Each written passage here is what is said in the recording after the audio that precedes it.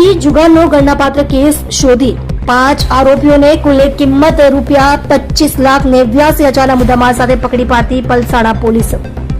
બીડી Jilariya police inspector Palsana police station તથા બીજા સ્ટાફના પોલીસ માણસોને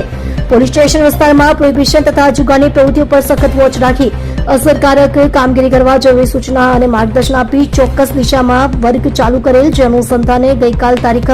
25/3/2026 રોજ પલસાણા પોલીસ સ્ટાફના માણસો પોલીસ સ્ટેશન વિસ્તારમાં પેટ્રોલિંગમાં હતા।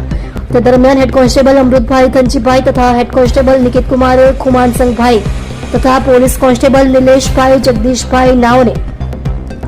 ખાનગી રાયે સંયુક્ત રીતે બાતમી હકીકત મળેલ કે તુંડી ગામની સીમમાં આવેલ વૃંદાવન પાર્ક સોસાયટીના મકાન નંબર 73 ની છત ઉપર ખુલ્લી જગ્યામાં જાહેરમાં કેટલાક ઈસમો ગંજી પાનાથી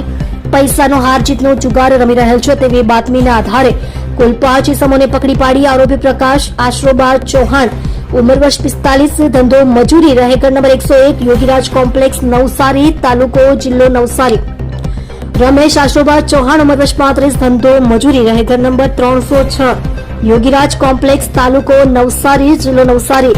વિજય અર્જુન મોહિતે ઉંમર વર્ષ 41 ધંધો મજૂરી રહે રૂમ નંબર 205 સુકુન રેસીડેન્સી વણેશા ગામ તાલુકો પલસાણા જિલ્લો સુરત, કૃષ્ણા બાલુભાઈ રાઠોડ